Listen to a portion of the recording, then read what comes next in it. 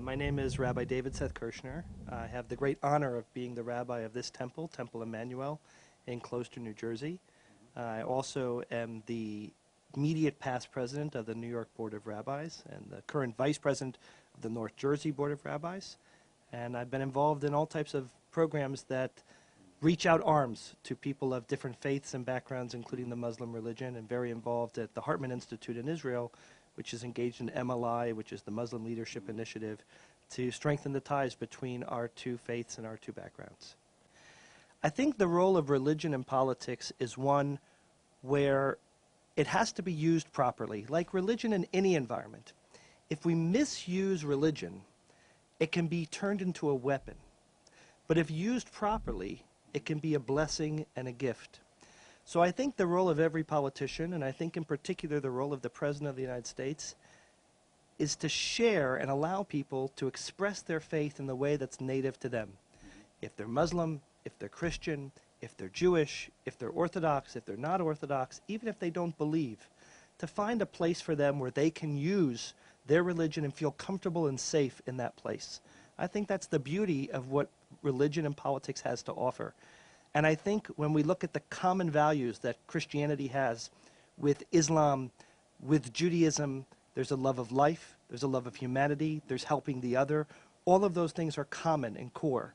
And those are where I think politics can really come together and share in those common values. We've always had terrorism and radicalism. It's existed in many different forms.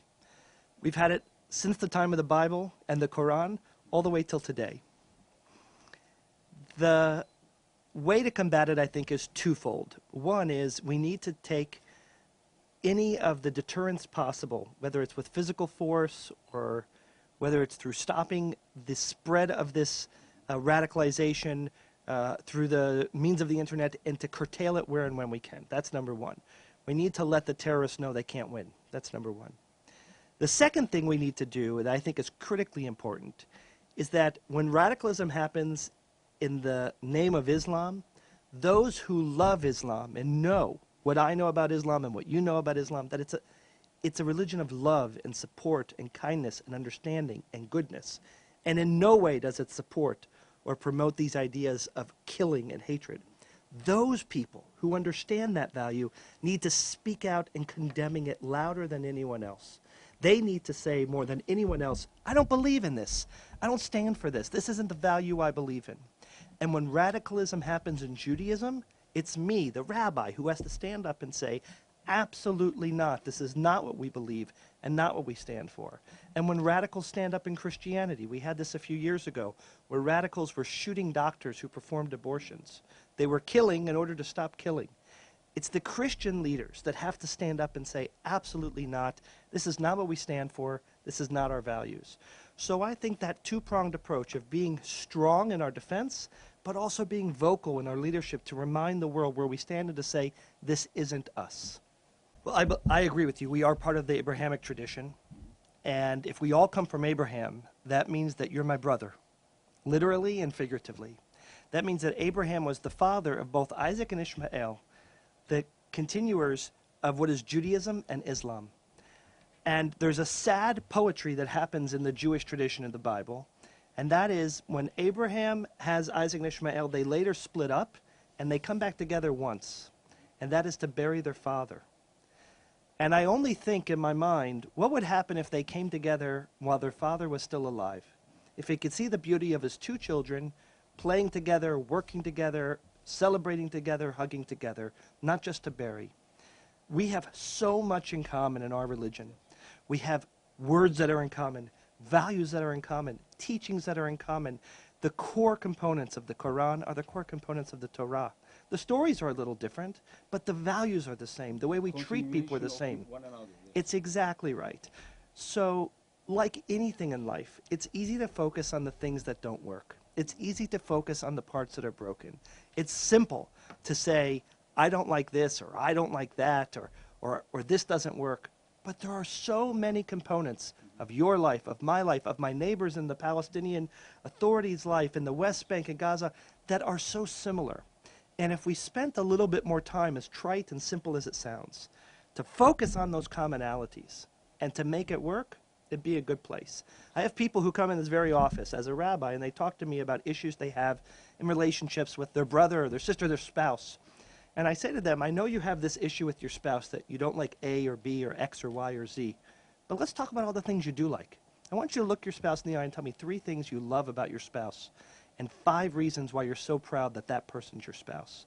And when you start to change the way you think, not in what's broken, but in what works, it changes our disposition. So I think there is a lot of commonality. I think it's important for us to focus on those common pieces. There are still obstacles to get around, but nothing has a sense of perfection to it. And I'm sorry to be so long-winded in this answer, but in Judaism, the religion in which I practice, there is no absolute experience. So during the Passover Seder, which is a happy, festive meal, we pour a little bit of wine out for our cup, so our heart should bleed, and we should not have a full cup to remember the pain that the Egyptians had gone through with the plagues. When we have a Jewish wedding, the happiest moment in our lives, as a Jewish wedding, we break a glass to remember the destruction of the temple in Jerusalem. When we celebrate the very reflective day of Yom Kippur, we say L'Shana Haba B'Yerushalayim, next year in Jerusalem, which is hopeful. That means we know inherently in Judaism nothing is perfect. There's always going to be some brokenness in what we do. So if I can look at you and say, our relationship won't be perfect, but it will be very good, that's something to be very happy and proud of. And if I can look at my relationship with my Palestinian brothers and sisters, and my Christian brothers and sisters, and say, we pray differently, and we pray in different places, but our hearts and values are similar. What we care about matters. The values we want to pass on to our children and grandchildren matter. The world we want them to inherit matters. That's much more in common than what divides us, and let's focus on that and use that as a foundation for us to build upon. I define Muslims the way I define every person, and that is, I look at every person for the benefit, for the good. There is good in every human being. Our tradition, and my Jewish tradition, tells me, Dan lekaf zchut, give everyone the benefit of the doubt, give them merit. I don't judge a people based on one person or a group of people's behavior. I don't want you to judge me based on radical behavior in the Jewish faith of either how they dress or how they behave or how they treat one another. And I wouldn't judge anyone in the Muslim faith based on the small contingent of radicalization that happens through forms of ISIS or other jihadi behaviors. Because that is not representative of what Islam is about, what the Quran's about, what the Muslim faith and people are about. As someone who has visited both Egypt and Turkey and other places in the Middle East, I know that Muslim people are, at their core, good people, people who value life, who want to give their children a better tomorrow. That's what I want for my kids too. So I judge each of them individually. Now, sometimes I interact with my common Jew, and sometimes there's a good person in front of me and a not good person in front of me. And sometimes in the other world, in other faiths, that happens as well. But I always see, when I look at Muslim as a whole, the world of Islam as a whole, I see a religion that is based on the same foundations as Judaism and Christianity, that are indeed Abrahamic at its core, whose values are the same as our values. And yes, there are turbulence, ripples, challenges that happen sometimes in your faith and in my faith and the Christian faith. But it's up to us, faith leaders, people who have the ear of those doing the sacred work that you're doing, to get the word out and say, this is what we believe in, this is what we stand for. And love is more powerful. And we share love, and that is our core teaching. But more people do what you're doing and what your television station's doing and what this good doctor is doing in these books. That is what's sharing with everyone what the potential is. I think the notion of hope, which is what that is about, the messianic component, is core to who we are. And we saw this in the election in the United States in a fascinating way, that so many people latch on to the notion of hope. And I think that's core to your religion. I think it's core to my religion. It's no accident that the theme, that the anthem of the state of Israel is called The Hope. Because for so many years it was our hope, and even today it's still part of our hope. So I think this notion of hope and coming to help us and redeem us shows our responsibility to bring that idea of the Messiah and our belief in a hope of a better tomorrow. If we didn't believe in hope, we wouldn't try to be better people. We wouldn't care about spreading the word. And that's what matters most.